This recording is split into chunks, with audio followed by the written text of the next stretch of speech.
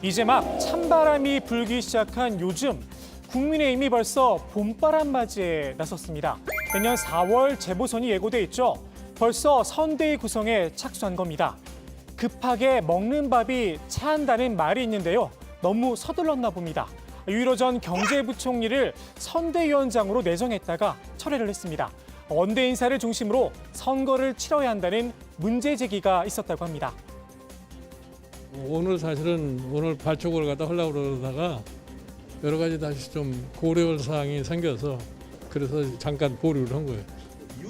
여러 가지로 이렇게 지금 그 인적 구성이니 이런 등등을 다시 생각해야 되기 때문에 그래서 보류를 한 거예요. 결국 대구에서 내리 3선을 한 김상훈 의원으로 교체를 했습니다. 국민의힘이 시행착오까지 겪어가며 선거의 계절을 앞당긴 이유, 문재인 대통령의 콘크리트 지지율도 영향을 끼친 듯 싶습니다. 오늘 발표된 여론조사 결과인데요. 공무원 피살 사건, 강경화 외교부 장관 남편의 미국행 등 악재가 잇따랐지만 40% 중반을 견고하게 유지하고 있습니다. 국민의 입장에선 이 흐름을 바꿔야겠죠. 일반 국민이 코로나 바이러스로 인해서 굉장히 생명의 위협을 갖다 느끼고 있는 상황이기 때문에 믿을 곳이라고 하는 것은 정부밖에 없다. 이래서 정부에 대한 지지도, 소위 지도자에 대한 지지도가 어느 정도 수준을 갖다가 제가 보기엔 뭐 이런 사태가 그렇게 장기적으로 지속이 되리라고 저는 생각하지 않습니다. 내년 선거에선 서울시장과 부산시장, 정치적 의미가 남다른 광역단체장을 새로 뽑게 됩니다. 그것도 대선을 1년 앞둔 시점에 말입니다. 국민의힘은 연말쯤엔 서울시장과 부산시장 후보의 윤곽이 나올 걸로 기대하고 있는데요. 선거 분위기가 고조될수록 국민들의 눈은 차기 대통령으로 향할 수밖에 없겠죠. 임기 말 권력 누수 현상으로 이어질 수 있습니다. 국민의힘은 내년 재보선을 향해 쟁걸음을 걷고 있지만 더불어민주당은 갈 길이 좀 멉니다. 당원 당규에 발목이 잡힌 탓입니다. 민당 당원 당규 제96조입니다.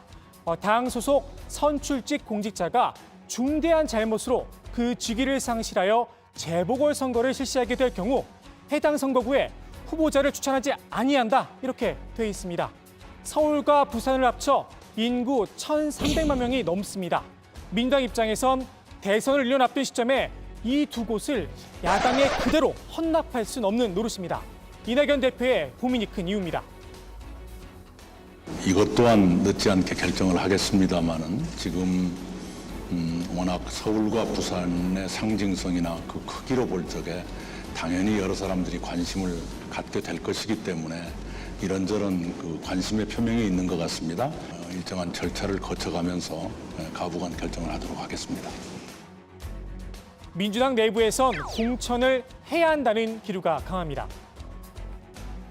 공당이 후보를 내지 않는 경우는 뭐 있을 수 있다고 생각을 하지만 그보다는 그 서울의 미래, 그다음에 부산의 어떤 비전을 책임지는 게 공당이 해야 될 더 책임지는 자세라고 생각합니다. 그러니까 이번에 귀책 사유가 우리가 있기 때문에 그것을 포함해서 평가를 받는 것이 그 국민의 선택을 받는 것이 저는 더 합당한 공당으로서 합리적인 선택이라고 저는 생각을 하고요. 선거 일정을 고려했을 때 11월 초에는 가부간의 결정을 내려야 한다는 게 중론인데요. 문제는 명분이죠. 구체적인 대안도 나왔습니다. 뭐 당원 당규를 개정하는 방식으로 하는 것도 방법이고요. 당원 당규를 고치지 않고 이번의 경우에 한해서 당원들의 판단을 한번 구해보는 경우가 있을 수 있다고 봅니다.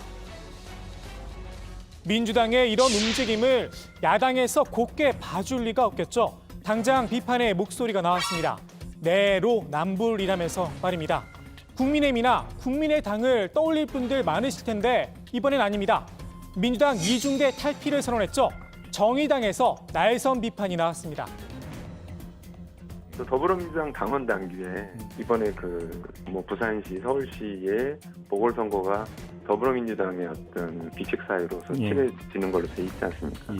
근데 이제 이런 부분을 당원 당규로 제정할 때는 우리가 이런 책임 정치를 하겠다고 했다가 갑자기 근데 이게 이런 큰 선거는 좀 예외 아니겠습니까? 이런 식으로 하면 정치의 기본이 신뢰성이 지속되는 것인데 그런 부분에서 책임을 다할 것을 요구하는 거죠.